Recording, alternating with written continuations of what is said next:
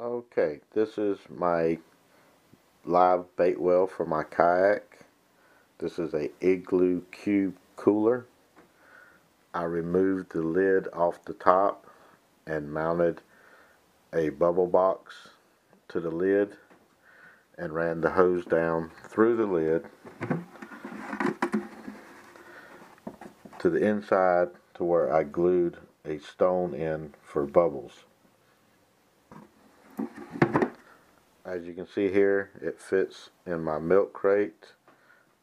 Can just lift up, get bait out, lid goes back down.